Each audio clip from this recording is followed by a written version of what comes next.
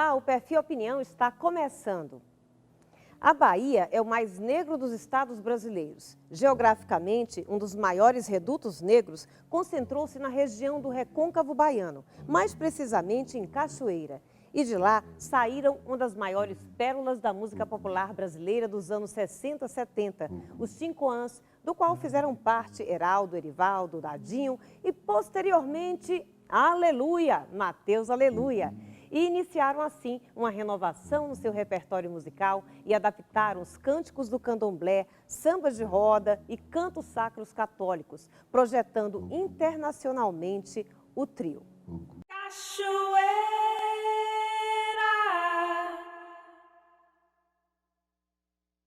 foi de Luanda que entendi sua realidade.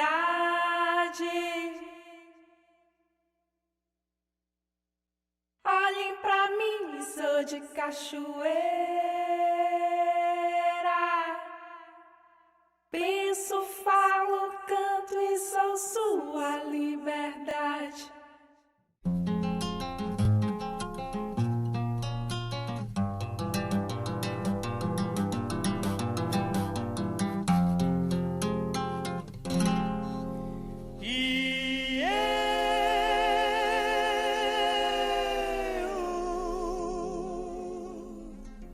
Fogueira doce, sol madrugando,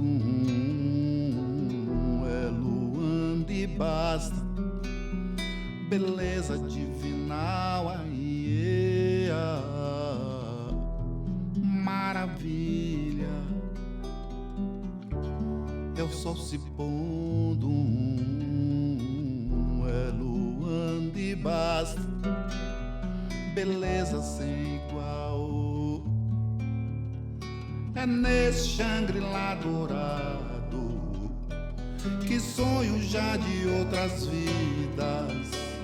Sereia neste mar de sonhos, bailando em ritos coloridos. E o nosso entrevistado de hoje, respeitando as forças da natureza, é Mateus Aleluia, que nos dá o prazer da sua presença. Grata, Mateus, pela sua participação aqui no nosso Perfil e Opinião.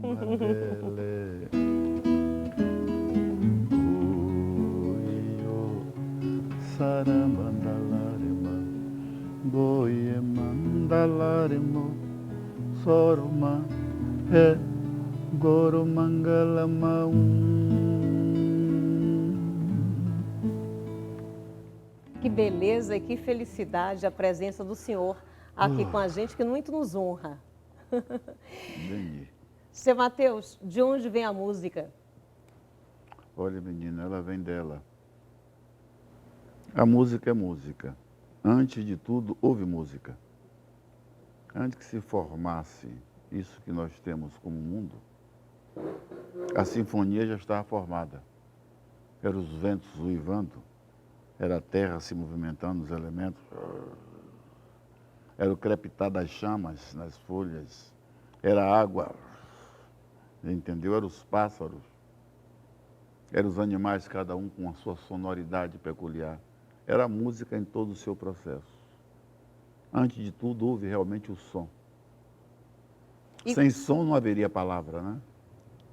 E esse som, ele de alguma forma aporta ali em Cachoeira, com todas as suas influências musicais, com o seu povo, com o povo negro que ali aportou, infelizmente escravizados, né, também, já encontrando uma população que vinha da Europa, já com influência também barroca. E isso vai dar origem a tantos e tantos talentos que ali floresceram nessa região do Recôncavo Baiano. Eu gostaria que o senhor nos contasse um pouco dessa história. Cachoeira. Cachoeira é tudo para mim, né? Cachoeira é o nosso Big Bang. Cachoeira é o nosso começo, nosso alfa e nosso ômega. A nossa sonoridade é cachoeirana, por excelência. O Recôncavo em si é como nós dizemos, né? República Federativa do Recôncavo. De cada cidade do Recôncavo, tem a sua cidade como capital do Recôncavo. E o Cachoeirão também tem Cachoeira como capital do Recôncavo. Isso é muito nosso. Mas o Recôncavo, como um todo, é uma república federativa, né? Culturalmente falando, o Recôncavo é aquela joia miscigenada que a gente vê. Entendeu? É o dono da terra, o autóctone, que nós chamamos de índios, antes de nós já existindo, e nos recebendo, né? De uma forma ou de outra, ele amalgamou-se conosco. Depois chega aqui o português, disso que nós chamamos de Brasil, porque houve tanta gente que não vale a pena enumerar. E depois vem a gente trazido pelos portugueses e aqui formamos esta comunhão de valores, né? O colonizador, o colonizado, o dono da terra, depois também colonizado, entendeu? Mas a natureza tem suas leis, o homem que tem moral. O certo é que hoje em dia nós temos essa coisa bonita, resultante disto, né? É caricato. E Cachoeira é isso. Durante a noite, nos embalando com o som dos tambores do candomblé. Rom, pilé e ugã. E pela manhã, logo cedo, nos acordando com o badalá dos sinos. E quando o sino parava o seu badalo, que acordava toda a cidade, entrava o harmônico dos órgãos, pelas casas. O afro-barroco ali já estava consolidado, dentro de toda uma ambientação do índio, do dono da terra. Então a nossa cultura é afro-barroca sustentada na cultura que eu digo tupiniquim, ou tupinambá, ou tapuia, seja quem for, mas foi quem nos albergou. Agora, o senhor cantava também no coro da igreja, é isso? Sim. Assim como cantava também nos samba de rodas, cantava nas cantigas de rodas em frente de nossa casa. E a igreja foi que nos deu, digamos assim, uma certa disciplina, né? Uma certa disciplina. Solfejo, essas coisas todas. É a nossa base, é muito afro-barroca. Assim como nós ouvimos os candomblé de forma direta ou indireta, entendeu? A igreja nos colonizava. Nós éramos colonizados pela cultura católica religiosa, né? O senhor nasceu numa família católica? Sim. Não sei se meu pai era católico, se alguma vez ele foi. Ele fazia parte de uma irmandade também, não é? A Irmandade do Senhor dos Martírios, entendeu?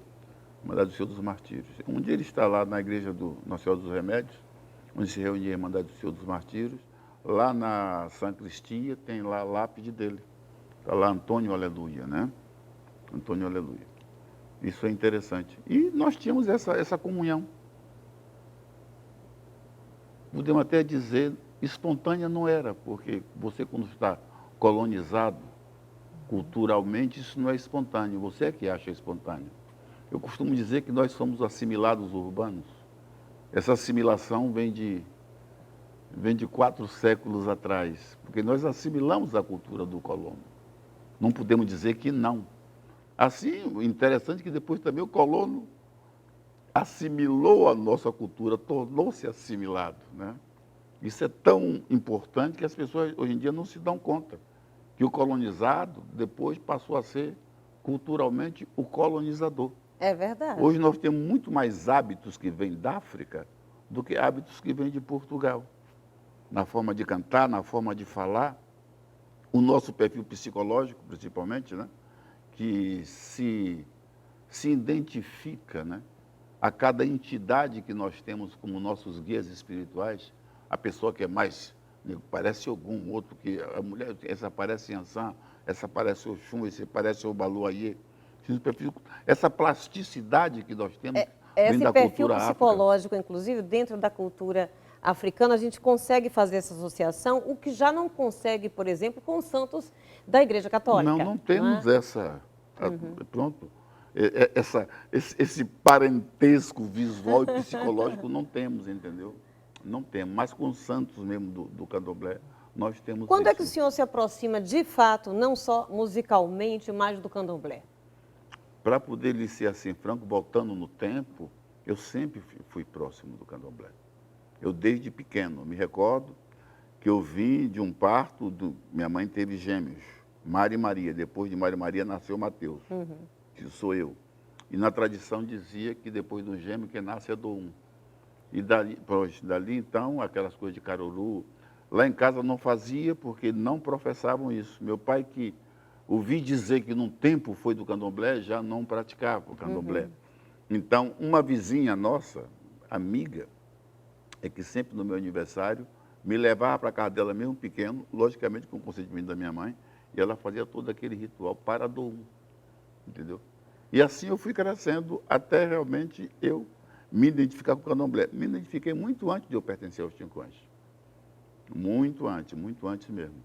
Aquilo era uma coisa como se eu fosse guiado por essa cultura. Nem falo pelo culto, porque culto e cultura. Culto é o despoletar de um fenômeno físico, né? E a cultura são hábitos, né? Hábito do povo. O culto é que faz com que haja a cultura. A disciplina de um culto, em você fazer isso, que depois é que determina a existência de uma cultura. Entendeu? Isso é uma coisa muito interessante. Culto, cultura. A derivação. No culto tem que haver o despoletar de um fenômeno, que é realmente o religar, né? E se você vai se religar com tudo que você acredita que seja a existência de um suposto ou de uma suposta deusa ou Deus, entendeu? É algo que foge da nossa percepção, entendeu? Então isso é uma coisa fantástica. Isso é alquímico. Isso é hoje, como se fala hoje em dia, é quântico, né? É quântico. Esse é o despoletar do fenômeno. E o despoletar do fenômeno é isso, que a gente considera, no caso eu considero que é o culto. E a cultura é o resultante de uma disciplina que na casa de culto você adquire. Se dança assim, se toca assim, entendeu? Bem, o senhor traz toda essa influência, tanto, né, do barroco, da religião, né, católica também, né, como o senhor citou aí, por exemplo, os órgãos e tudo isso, a esses tambores sagrados do candomblé, e tem essa proximidade já com esses amigos e colegas dos Tincoãs. Gostaria que o senhor situasse para a gente como é que se dá essa proximidade, essa amizade, esse coleguismo, isso sempre desde cedo? Eu cresci já amigo deles. Nós éramos muito afins, famílias afins. Todas as nossas famílias sempre estiveram entrelaçadas, como uma grande comunidade cachoeira é. Cachoeira é uma cidade parente. Né? Cachoeira é uma cidade, parente que eu digo, todo mundo lá é parente. Ou parente de consideração, ou parente consanguíneo, entendeu? Isso é interessante. E nós crescemos assim, muito próximos. Os Tincoãs, quando apareceram, que foi o maior sucesso na cidade, com o disco Meu Último Bolero, aquilo foi orgulho de todos nós. E eu não fazia parte. E que bolero o senhor lembra? Ah, ouça meu último bolero, que canto com a alma, inspirado por ti. Entendeu? Aquilo, a cidade toda ficou caída. Tincoãs cantou e encantou. Aquilo fosse como um toque de magia e de orgulho para a cidade. Dadinho, Heraldo e Arivaldo, naquele momento, quando apareceram, todos nós nos sentimos importantes. E convivíamos todos os dias lá. E como eles não foram aqueles artistas que gravaram um disco e ficaram no seu local onde gravaram, voltaram para a Cachoeira, aquilo todo dia nós estávamos lá assistindo os ensaios deles.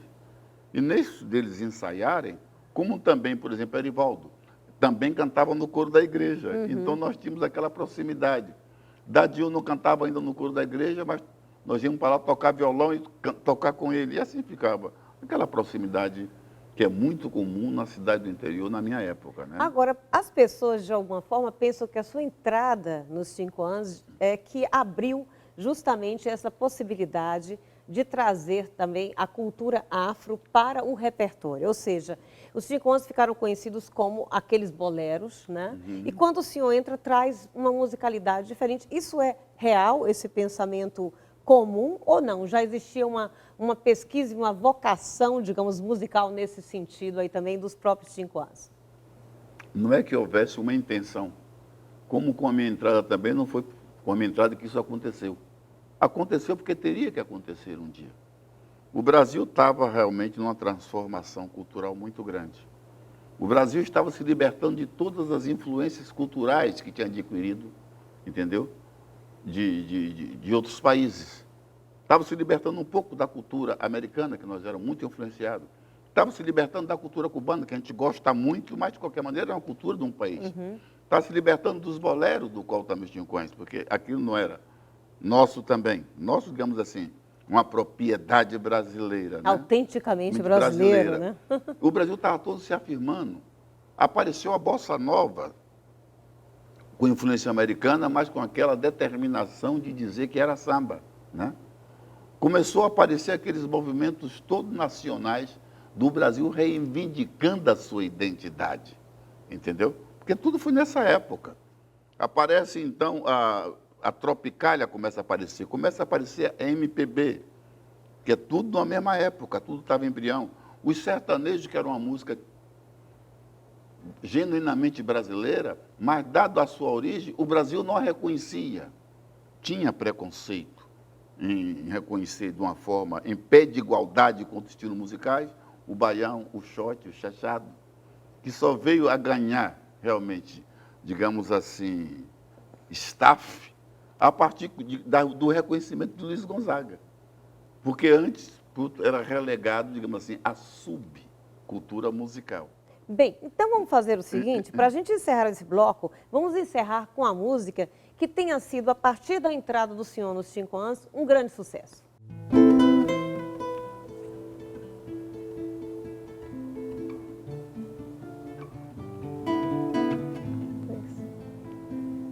Ô gira, deixa girar, girar. Ô gira, deixa girar, girar. Ô gira, deixa girar, girar. Ô gira. Ô gira, deixa girar, girar. Ô gira, deixa girar, girar. Ô gira, deixa girar, girar. Ô gira. A partir de deixa girar, girar, pronto, os caminhos se abriram e estava consolidado que nós víamos para poder, pronto, mostrar isso. Não é que nós tivéssemos a intenção política de mostrar. Isso é interessante deixar bem claro. Não é que nós fôssemos pesquisadores acadêmicos, que vou buscar uma cultura para poder mostrar que... Não, nós éramos isso. Isso aconteceu com os 5 anos, que naturalmente nós éramos. Só que talvez, não sei bem porquê, não cantávamos. Porque qual era a referência que nós tínhamos de música de candomblé? Que vinha para poder competir de igual para igual, dentro do contexto fonográfico? Não tinha. Isso é tão interessante, mas deixa eu te falar isso, havia o Joãozinho da Gomeia, que tinha gravado muito antes. Luiz da Muriçoca tinha gravado muito antes. Mas pronto, eles não eram pessoas de música mesmo, eles eram do ritual. Então não deu tratamento musical devido, daí é que não apareceram. Mas é possível que eles que tenham influenciado os 5 anos. Isso é tão interessante que a gente volta conversando a respeito desse assunto, a respeito desse grande e lindíssimo repertório que vocês criaram e doaram aqui para todos nós. A gente volta daqui a pouquinho.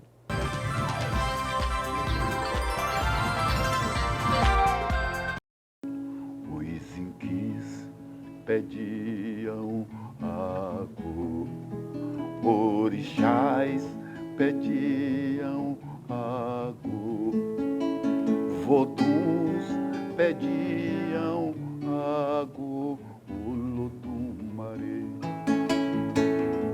inquis pediam água, orixás pediam água, voduns pediam água, o Lodumaré. Eu vi o batalhar. Seu Mateus, aleluia, aqui com a gente no Perfil e Opinião de hoje. Saravá, mais uma vez. Saravá. Seu Mateus, a gente falava então dessas influências, né, de cachoeira, dos próprios 5 anos e da influência das pessoas que já haviam gravado, por exemplo, cânticos sagrados do próprio candomblé e que influenciaram os 5 anos, né? Mas o fato é que com os 5 anos e com o senhor presente nesse trio, nessa nova formação, é que o Brasil inteiro passou a conhecer realmente esta riqueza cultural do povo africano, que o senhor vai explicar para a gente aqui depois, porque a gente tem muito mais a descobrir dessas influências, né? Então, como é que reagiu, por exemplo, né, o povo religioso, o povo de santo, a essas canções serem, de alguma forma, divulgadas popularmente em todo o Brasil? Teve alguma rejeição inicial ou não? Nós nunca sentimos rejeição, interessante, né? Que tudo nos levava a pensar que quando cantássemos, porque naquela época o povo de santo era meio fechado, ele teria que ser. Você sabe que o candomblé, para poder bater, tinha que pedir licença na delegacia de jogos e costumes, entendeu? Então, pronto, e o povo era tudo muito alquímico, muito fechado mesmo. Mas quando nós aparecemos, é como se fosse para eles, pronto, como se fosse um orgulho. Era como nós sentíamos. Assim, olha, é o nosso que está se mostrando como nós somos e se mostrando de uma forma leve, sem ser assintosa, sem nada, mesmo que alguns considerassem uma assinte, mas não, a nossa intenção era fazer aquilo que nós fazíamos, porque nós éramos aquilo, é como nós respiramos. Eu vou explicar como é que eu respiro, não posso. Por que é que eu falo assim, parecendo baiano? Porque eu nasci na Bahia. Vai ser complicado eu tentar falar diferente, né? Não é verdade? É verdade. É verdade. Com todo orgulho falamos assim, não é? Sim, sim, sim. Então, por que vocês estão cantando isso? Não, porque Somos isso. porque nós somos isso. Mas isso é porque vocês querem mostrar a raiz? Não, a raiz é quem dá possibilidade de haver o caule, os galhos, a folha. Mas nós nunca pensamos nisso, não. Nós cantamos isso, que isso é um exercício natural em nossa família. Quando nós íamos almoçar ou jantar, era o grande encontro, era a grande revitalização da cultura, havia sempre isso.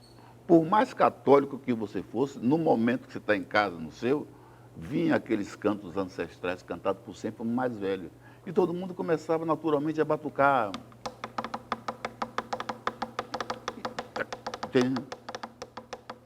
Era candomblé sem ser candomblé. Era o candomblé cultura. Não era o candomblé culto, como eu te digo. Não estava se tocando para despoletar um fenômeno, para alguém dar santo, nada. A gente estava se tocando porque aquilo estava dentro da gente. Entendeu? É como Vinícius, por exemplo, fala numa música, né? Fazer samba não é contar piada. Quem faz assim não é de nada. Fazer samba é uma forma de oração. Né? Pois o samba nasceu lá na Bahia. Se hoje ele é branco na poesia, se hoje ele é branco na poesia, ele é negro demais no coração. Não é? Isso é interessante, quando ele fala em branco, ele não fala em etnia. Porque as pessoas nunca descodificaram essa. Ele fala em branco na poesia, ele fala em branco como poder colonizador, poder vigente. Então ele é negro demais no coração, não fala também na etnia. Ele fala porque o samba, que é uma palavra que vem do quimbundo, significa realmente oração. E é o coração que é diferente do intelecto. Com o intelecto você enquadra o raciocínio e as palavras. Quando você fala com o coração, você fala com a sensibilidade, você fala com o sentimento. Você sente. Você entendeu? E para nós o candomblé era isso. Você não precisava pertencer a um terreiro. Naturalmente você era do candomblé porque isso estava intrínseco, estava dentro de você. Estava no seu cromossomo, a memória. Estava no seu DNA. Mas aí qual é a importância, por exemplo, da musicalidade barroca na junção também com a musicalidade do próprio candomblé nesse repertório?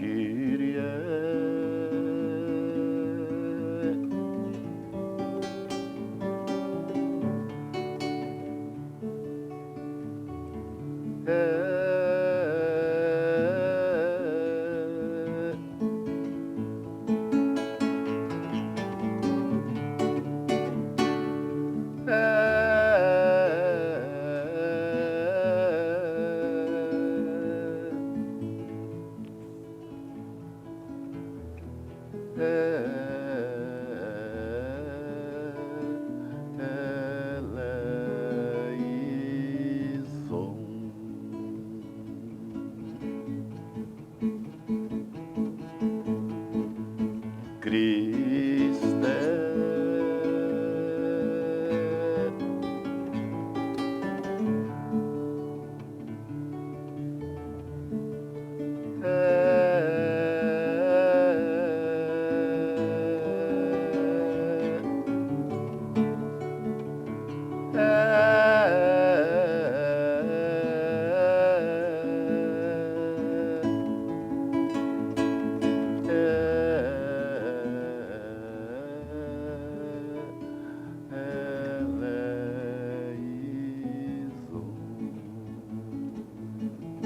Que beleza quando a gente pode juntar os diferentes e fazer uma coisa tão bonita sem preconceito algum, né?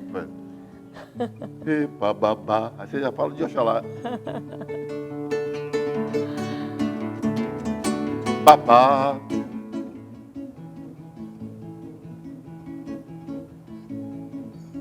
Oxalufa, Oxaguia, Ajaguna, Oxalá. Quem me fez foi o Baba, quem me fez foi o Baba, quem me fez foi o Baba. E bababá. Entendeu? É Cristo e babá Oxalá, você entendeu? Enfim. É o latim misturado já com palavras composita da língua africana, que são várias línguas que te falam, mistura o Yoruba com Jeje, com Kimbundo, com Bundo, com Chokwe.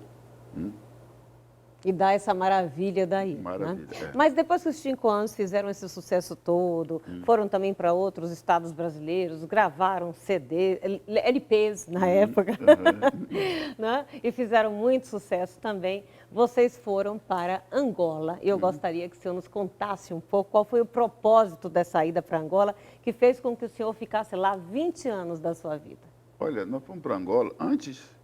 Nós deveríamos ter ido em 80, junto num projeto chamado Projeto Calunga, que foi Clara Nunes, foi Dona Ivone Lara, foi Dorival Caymmi, foi Chico, foi Martinho, foi João Nogueira, entendeu? Foi vários artistas, de Djavan, vários mesmo, vários. Mas nessa época nós estamos fazendo uma excursão promovida pelo SESC do Norte do Brasil, não foi possível a gente ir. Em 83, então, houve outra delegação artística brasileira e esportiva que foram para Angola, que era um projeto, nessa época, assim, que foi mais ou menos articulado por Fernando Faro. Fernando Faro, pronto, era um produtor cultural progressista, digamos assim, com ideias maravilhosas. E Martinho da Vila foi que nos indicou. Foi Martinho. Foi convidado muita gente, Martinho não pôde ir nessa de 83, que ele foi em 80. Aí falaram, não, quem tem que ir nisso é os Cinco Anos, que é quem tem muito a ver com a cultura africana. É quem faz realmente um levantamento de tudo isso que veio da África para cá e transforma isso em música popular brasileira, sem perder a sua essência. Sim. Em função disso, nós fomos para Angola. E essas articulações eram feitas todas como projeto de solidariedade com os países africanos recém-independentes, né? Era um projeto que estava naquela leva da independência. Angola ficou independente, Moçambique ficou independente, São Tomé e Príncipe ficou independente, Cabo Verde ficou independente, Guiné-Bissau ficou independente, quer dizer, toda a África portuguesa ficou independente, entendeu? E todos eles, pronto, dentro de uma ideologia marxista, leninista, aquela coisa toda, então nós fomos dentro desta leva de dar o nosso contributo também. Como é que receberam vocês? Maravilha, recebeu de uma forma que nós nem saímos de lá. A delegação era de 80 pessoas, todo mundo votou, só ficou lá eu e Dadinho, que até Badu, que era nosso companheiro de trigo, e tudo, mas para ficar O que não dá, eles não. diziam para vocês, por exemplo, ao ouvir essa musicalidade toda? Menina, se eu te falo isso, parece uma coisa assim de, sei lá, de um filme hollywoodiano, né? Hollywoodiano, né? Pois é. Nós chegamos lá, todo mundo muito bem recebido. Quando nós cantamos, aquilo parecia brincadeira, porque quando nós cantamos Deixa o Dinheiro Girar, eles já sabiam a música toda. Quando nós cantamos Cordeiro de Naná, sou de Naná, é o coro. Eu, que estou, puxa, que negócio. Agora canta para mim também aqui, o que eu estou esperando essa daí há um tempo. Foi assim, então, que o Liceu Vieira Dias, que é pai do Carito Vieira Dias, na época o Liceu era vivo, o Liceu Vieira Dias para Angola Era como Dorival Caymmi para o Brasil. É aquela figura bem centrada culturalmente que todo mundo rende homenagem. Reverenciava, né? Exatamente. E o Liceu, quando disse que nós teríamos que ficar um pouco mais para conhecer aquela cultura que já nos conhecia, não porque tinham ouvido nosso disco, mas também tinham ouvido o disco, mas nos conhecia porque nós saímos de lá. Entendeu? Algo de nosso estava lá, como em vários pontos da África. Quando nós cantávamos, meu pai veio da Aruanda, Aruanda é a corruptela de Luanda, né? E quando a gente fala, nossa mãe é Yansan, quer dizer, meu pai é de Luanda, fica na África Austral. Sim. E minha mãe é de Yansan, fica lá no Golfo da Guiné, uma distância. Né? Já estão mostrando um indício de panafricanismo em tudo que nós somos como afro-brasileiros.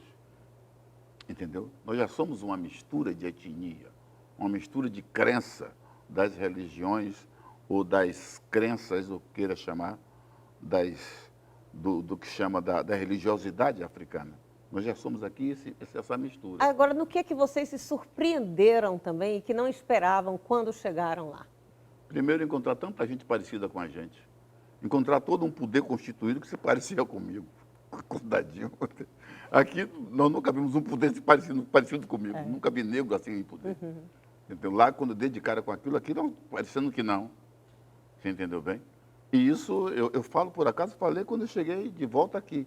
Perguntou o que foi, mas me surpreendeu aquele negócio. Eu digo, não, porque eu nunca vi aqui realmente gente parecida comigo e com poder real, sentando nas mesas de soberania para decidir situações do país que também é nosso, entendeu? E lá não, quando eu vi, eu digo, meu Deus, que beleza. E o senhor, então, ficou lá 20 anos da sua vida e fez, inclusive, uma carreira publicitária, né? E também de pesquisador cultural. Fali. Tudo bem, mas e a pesquisa cultural? Que pesquisa exatamente era essa? Olha, Dani, que nós fomos para cantar, depois para nós ficamos ao abrigo realmente de um projeto de investigação cultural, ficamos como investigadores culturais. Investigador. Para poder identificar a influência do ponto de vista religioso da Angola na cultura religiosa brasileira e a influência musical da Angola na cultura musical brasileira. Entendeu? Porque, por mais incrível que pareça, um dos depoimentos que mais me surpreendeu lá foi quando Sabu é um cantor e é um homem culto da terra, e que é curioso nessa dualidade Brasil-Angola e, por excelência, Bahia-Luanda. E pronto, a Bahia de Luanda se parece muito com a Bahia nossa também aqui, né? Então, como se a gente saísse de uma Bahia para outra Bahia. E o Sabu dizia, olha, muita gente diz que o samba saiu do samba, mas eu aqui te digo que foi o samba que saiu do samba. Eu digo, puxa, é uma conversa muito complicada para mim. Aí é melhor deixar como você, como dono da terra, do que eu. Que pronto, apesar de eu ter todo esse parentesco visual com a terra aqui, mas eu sou um retornado do outro continente, né? Quer dizer, é uma pessoa que saiu há 400, 300, 200 anos atrás, pronto. E chegou em casa. E voltou vim para cá casa. e voltei para casa, agora já outro. Saiu como Calunga Gumbagu, um nome desse assim, e voltei como Mateus Aleluia para a África. Então não vale a pena nem eu me meter nessa discussão. Mas como foi Sabu, dono da terra, que disse isso? Dizendo que não, o samba é que saiu do samba, eu digo, fica assim. Porque o Brasil tem uma influência muito grande na cultura angolana e na cultura cabo-verdiana, essas que eu sei, desde 1600 e tal. Foi aí que a gente veio conhecer, que foi realmente quando aqui nós vencemos os holandeses aqui. Fomos também libertar Angola dos holandeses lá em 1635, entendeu? Posto lá que a gente começa a saber a história como a história realmente é. Então, vamos fazer o seguinte, para terminar esse bloco, o senhor vai atender, então, meu pedido? Qual Vai é, ser minha Cordeiro de Nanã. Poxa, que seja um Vamos cordeiro. lá, então.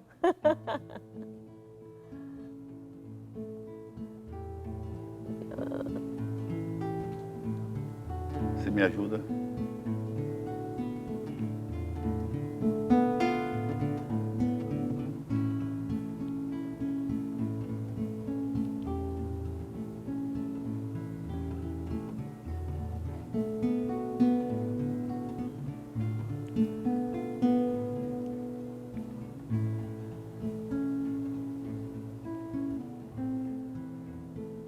Eu fui chamado de cordeiro, mas eu não sou cordeiro, não. Eu preferi ficar calado que falar e levar o não. O meu silêncio. O meu silêncio é uma singela oração à minha santa. A minha santa de fé.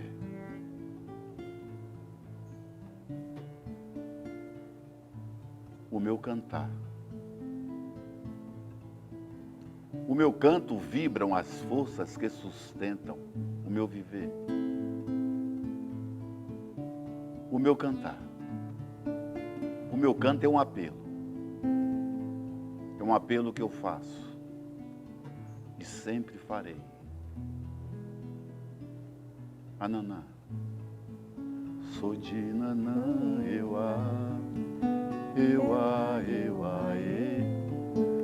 sou de Naná,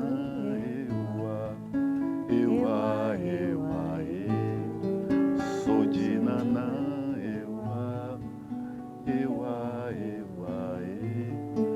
sou de Naná,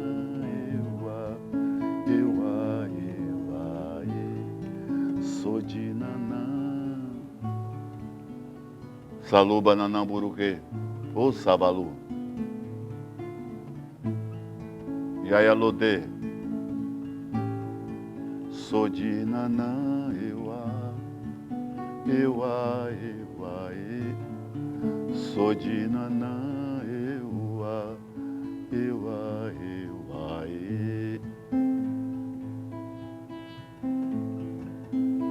O que eu peço no momento é silêncio, silêncio e atenção. E vou falar de um sofrimento que todos nós passamos sem razão. O meu lamento. O meu lamento se criou na escravidão que forçado passei.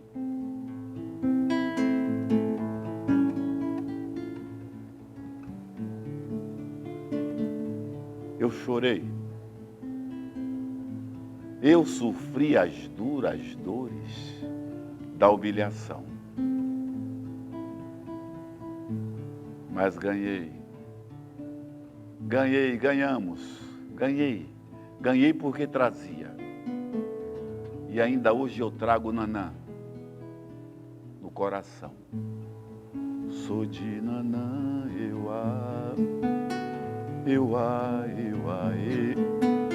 sou de Nanã, sou de Nanã,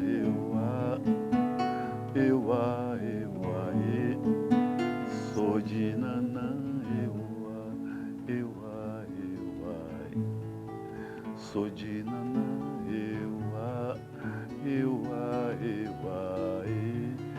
sou de Nanã,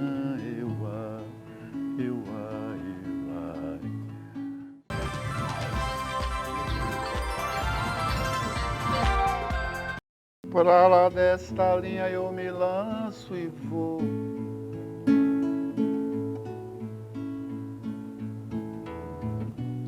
Não aceito quando dizem que o fim é cinza.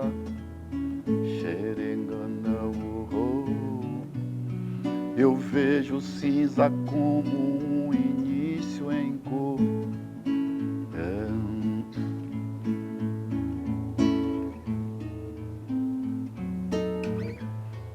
Quando tudo finda, dizem virou cinza.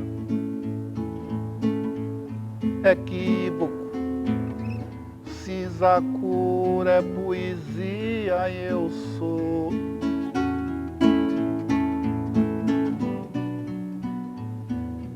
Um traje cinza lembra fidalguia. Quarta-feira cinza é dia de louvor. Vamos celebrar o amor há de renascer das cinzas. Vamos festejar o cinza com amor. Vamos celebrar, celebra, o amor há de renascer das cinzas. Vamos festejar o cinza com amor.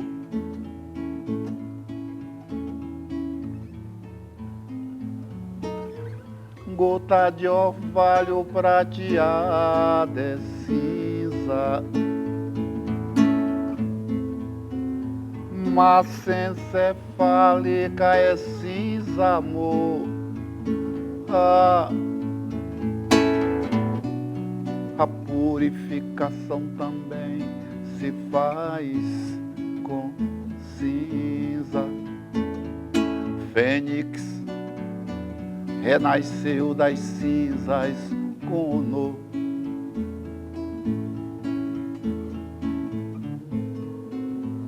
Fico dengoso quando o dia é cinza. Leio poesia e cantarolo só. Dedilho a viola e sonho colorido, colorido. Me vejo no amante que o cinza desnudou. E o Mateus, aleluia, no perfil Opinião de hoje aqui com a gente, que beleza. E falando das cinzas, eu fico lembrando desse eterno renascer, né? E das novas gerações também que estão aí ainda cantando muito do repertório também do senhor dos Tincoãs, né? O senhor, quando volta da África para cá, né? Lança também CDs aqui já para a gente, né? Já com o repertório do senhor mesmo, sem estar mais ligado ao trio por circunstâncias, porque se desfez, porque algumas pessoas fizeram a passagem também, não é? Eu gostaria que o senhor nos falasse um pouco desses trabalhos, né? Que foram trabalhos individuais, a exemplo dos 5 Sentidos, né? E também do Fogueira Doce, mais recente. Essa música que eu acabei de cantar faz parte dos 5 Sentidos. Porque, na realidade, o trabalho que eu faço hoje como disco solo, né? Se chama assim, né? Disco solo, né? É uma continuidade do nosso trabalho.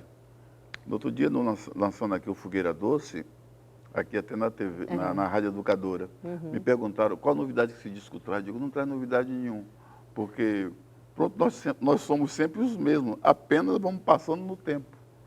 O nosso discurso é um discurso contínuo, apenas mudamos a palavra, enquadramos coisas diferentes, mas se você for notar, você é a mesma Dani.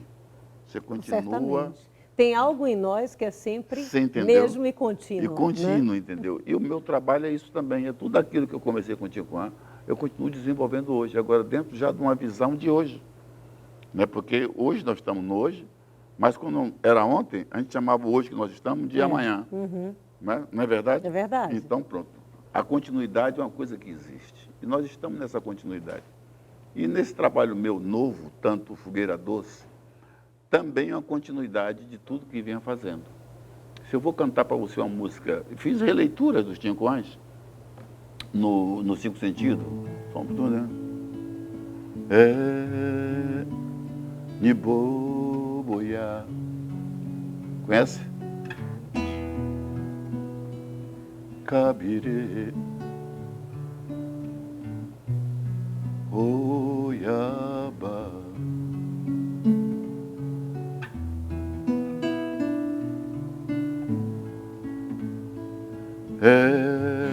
Niboboia.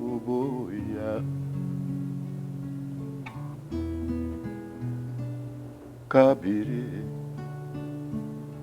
Iemanja.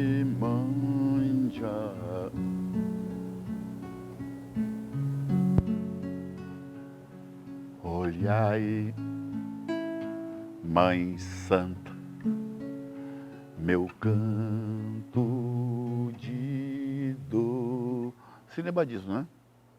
Então, fiz releitura dessa música, Canto de Iemanjá, e ao mesmo tempo em Lamento para as Águas. Fizemos também releitura de outras músicas e tiveram músicas novas. Eu gostaria que o senhor nos falasse um pouco também de como o senhor vê, né? Por exemplo, teve livro que foi lançado, tem documentários que fazem sobre Ticoãs, tem um mais recente que está sendo feito e que vai se terminar também, que é o Africanto dos Ticoãs, né? Então, fala um pouco a respeito disso, desse interesse dessa nova geração, não só de compositores, cantores e tal, mas de outras áreas do conhecimento que reverenciam e fazem esse trabalho documental e a importância disso. Olha, como dizia Leopoldo Sedar Senghor, né? Eu revitalizo meus pés em contato com o chão. E Senghor dizia, nós somos filhos do canto e da dança, que revitalizamos nossos pés em contato com o rude chão. Essa juventude realmente é que está revitalizando os Ticoãs. Entendeu? E pronto, e nessa esteira é que eu também apareço, entendeu? Quando eu cheguei da Angola, pronto, nós não tínhamos assim, mesmo Ticoã também não se falava muito, né? Ou quase nada. Com a minha chegada e com aquela chamada do CEAL, Centro de Estudo Oriental, da Universidade Federal da Bahia, para poder fazer uma palestra sobre as influências da cultura do recôncavo no trabalho dos Ticoãs. Ali apareci em Ponto Grande, falando sobre os Ticoãs. Isso em 6 de junho de 2003. Ali então todo mundo soube que eu tinha voltado. Aí foi nessa leva que Carlinhos, quando viu, e Carlinhos já era uma pessoa que não deixou o Ticoã morrer. Ele talvez fosse um dos poucos. Está falando do Carlinhos Brown. Carlinhos nesse Brown, momento. sim, Tem Carlinhos a Margarete, sim. também a Daniela Mercury, o Saulo, não, enfim, mas tantos Carlinhos outros, é né? que eu vi lá de fora. Todas as outras forças vieram, entendeu? Mas o Carlinhos é que eu tive conhecimento que eu estava em Angola. Peguei um jornal de final de ano, e vi Carlinhos Brau cantando no primeiro ano, no Réveillon, Canto para Iemanjá. Entendeu? E falando, pronto, a Maga depois, a Maga foi que responsável até pelo meu grande lançamento no DVD dela, entendeu? Mas o Carlinhos foi o primeiro a se manifestar quando eu cheguei, foi que me telefonou.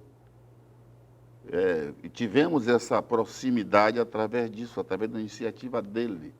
Foi quando ele disse o quanto o Ticoã tinha contribuído para poder ter essa visão do que é a cultura nossa, entendeu? Essas coisas todas.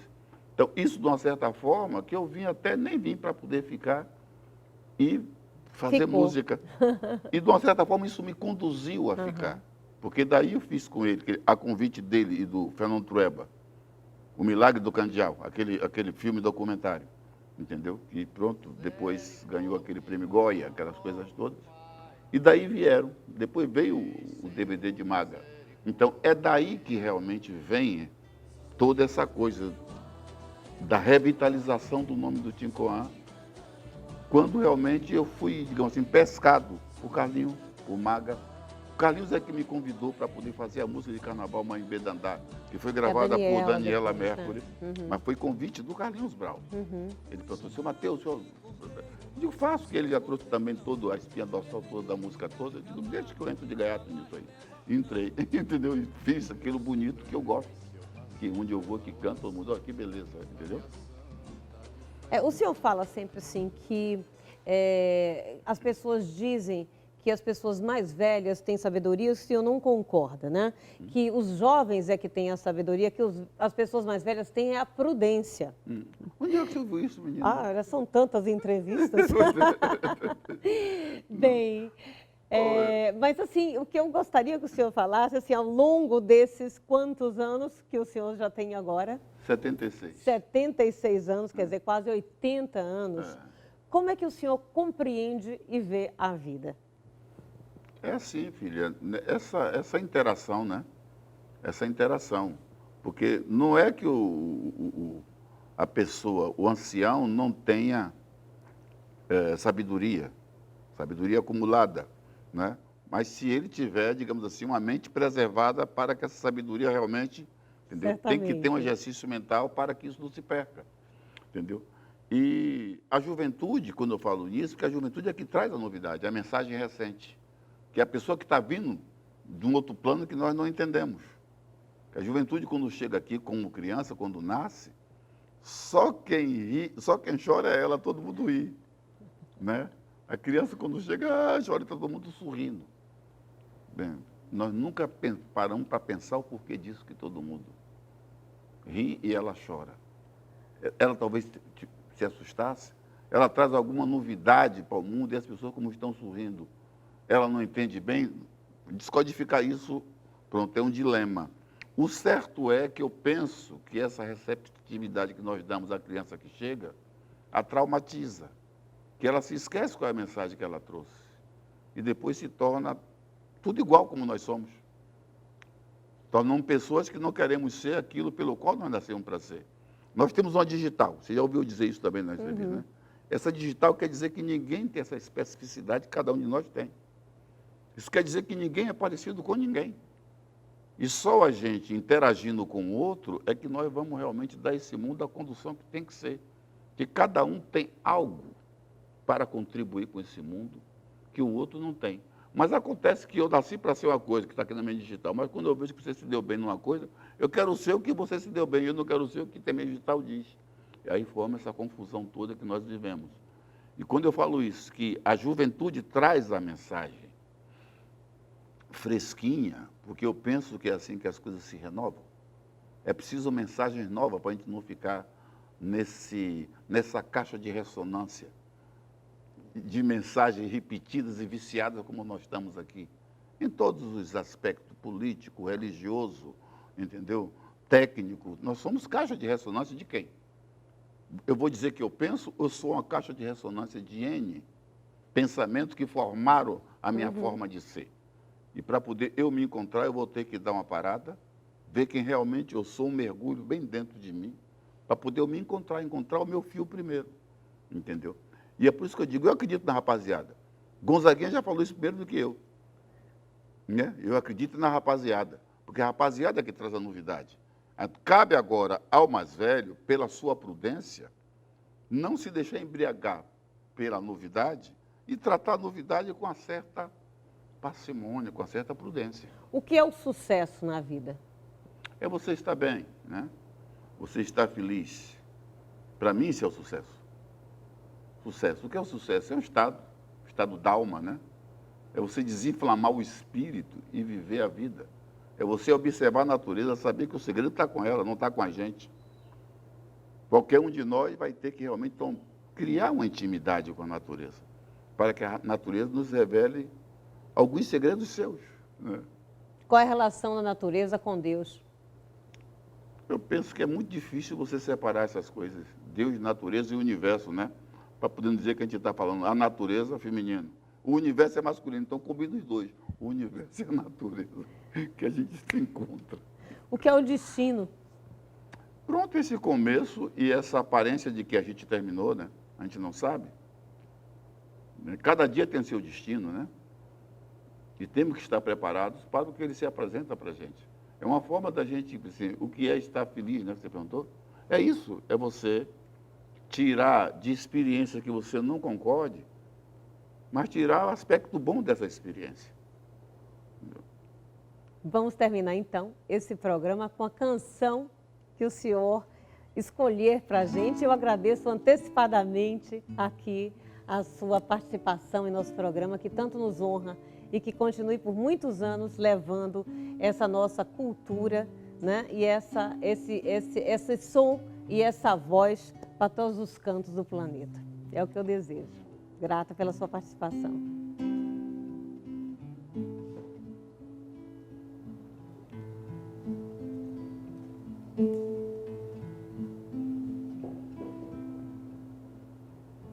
Ogunde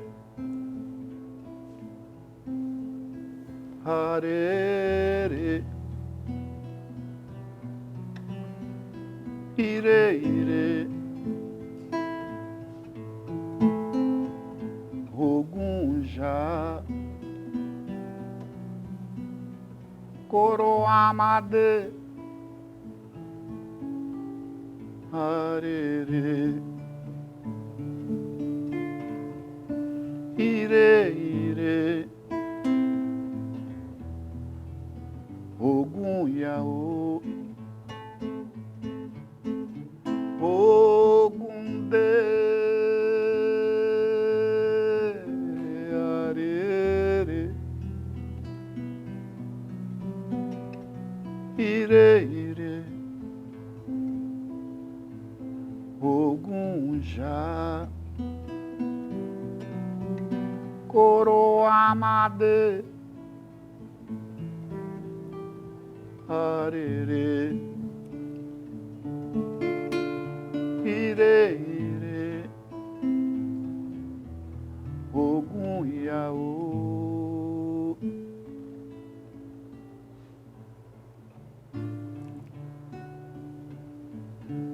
Grata, seu Matheus, mais uma vez pela sua participação aqui em nosso Perfil Opinião. Dani, estamos juntos. Sempre. Sempre. Pois é, gente, o perfil de hoje vai ficando por aqui. A gente volta semana que vem, se Deus quiser, com mais um convidado muito interessante para vocês. Até lá, um beijão. Se Deus quiser, estaremos todos aqui. Não é isso, seu Matheus? Sempre. Mais uma Sempre, vez, sempre. grata. E saravá sempre. Saravá, menina. Quando eu chego na pitanga,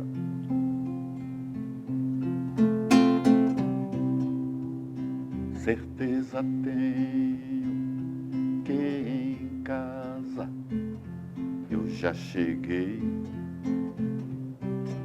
À tardinha vou passear no campo da manga. Lembro do Caquende em cujas águas eu me banhei. Da faceira Tororó eu vejo a pedra da baleia. O santuário de Oxum